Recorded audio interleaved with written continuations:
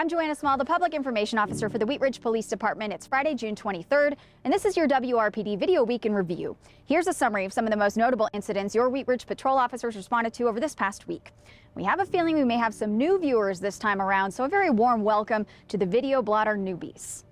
Overnight on June 21st, tractor trailer and a passenger vehicle collided on I-70 eastbound at Dudley. One person involved sustained minor injuries. Officers determined the crash was a result of standing water on the highway, which was caused by a clogged drain. Eastbound 70 was shut down at Kipling while CDOT used equipment to clear the water and the drain. On June 20th, a neighbor in the 4600 block of Kipling heard a disturbance and reviewed their surveillance footage. They saw a man drag a woman into an apartment unit as she screamed, resisted, and called for help. Officers responded, and when no one answered the door, they did prepare to do a breach, but the woman opened the door just in time to prevent that from happening. All occupants were ordered out of the unit, and a man was taken into custody on second-degree kidnapping and domestic violence charges. Also on June 20th, officers were dispatched to the 11,000 block of I-70 Frontage Road North for an attempted theft in progress.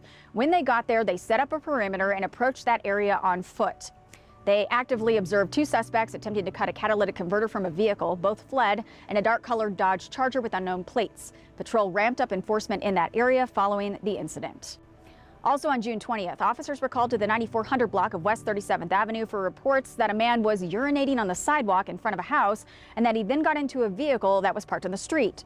Officers contacted him sitting in the passenger seat of that vehicle, and routine clearance of the vehicle's VIN revealed it to be stolen out of Denver just a few days prior. But because the suspect wasn't behind the wheel, he's facing second-degree criminal trespass charges instead of motor vehicle theft charges. June 20th was a very busy day. The suspect in a violent robbery from back in December came to the police department to turn himself in after months of work on that case. The victim thought he was meeting a girl he'd been talking to online, but instead the suspect jumped in his car, armed with a gun, forced him to drive, beat him with it, and robbed him of his wallet and phone. It was a terrifying ordeal for the victim, and now the suspect is facing second-degree assault, kidnapping, aggravated robbery, and theft charges after our detectives' tireless work on this case. And still on June 20th, a man is now facing third-degree assault domestic violence charges after an argument with his partner in which he assaulted her multiple times while the pair was driving down 44th. She even attempted to jump out of the car at one point to escape her attacker. Golden police first contacted them, then our officers responded and took that male into custody. He was jailed on the charges. On June 19th, two women and a man walked into a store in the 4800 block of Kipling and grabbed liquor, then left without paying. The clerk walked out after them to get a license plate number off of their vehicle, which was a gray Chevy Impala. The male suspect pointed a gun at the employee before the trio fled westbound on I-70 Frontage Road North. Officers are still investigating and attempting to identify and locate those suspects. Also on June 19th, a black 2009 Ford Crown Victoria was southbound on Wadsworth from 38th Avenue at a very high rate of speed. A northbound officer witnessed this and turned around to stop that vehicle. The Crown Vic veered to the left at 34th Avenue and crashed into a yard and fence of a residence. The male driver fled on foot, and the female attempted to flee as well, but was caught by officers. She was bleeding from injuries sustained in that crash and was transported to the hospital. Leads on the identity of the driver were developed, and the investigation is continuing.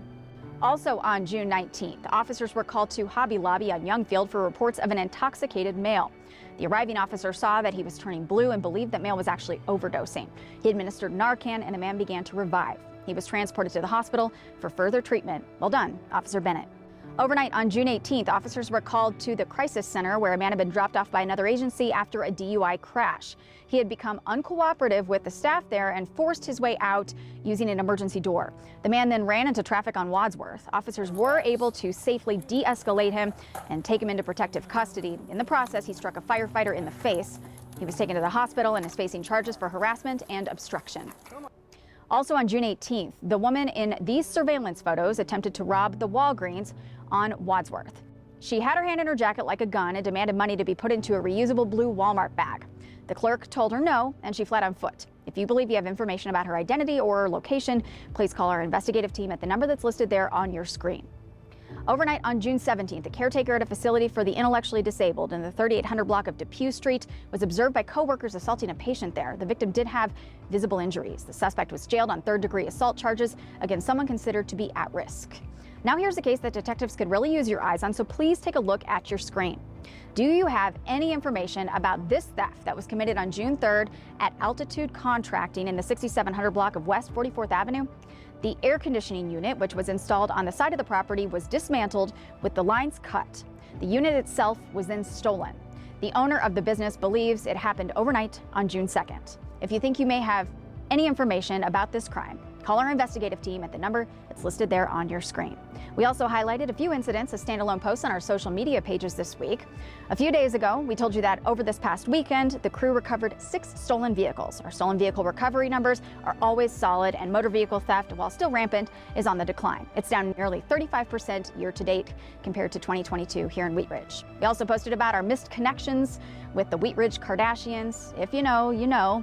It turns out, well, they went viral. Thanks to the power of the internet, we have identified them and learned that they've been contacted by police departments across the country for thefts of cosmetics. They stole nearly $1,500 from the Wheat Ridge Ulta last month. Don't forget that in between your calls for service, we spend our time patrolling areas in our city we know to be higher in criminal activity that then often lead to arrests for things like drugs, drug paraphernalia, and outstanding warrants. That's all for now. We'll see you next time. And remember, if you need us, we are always just minutes away.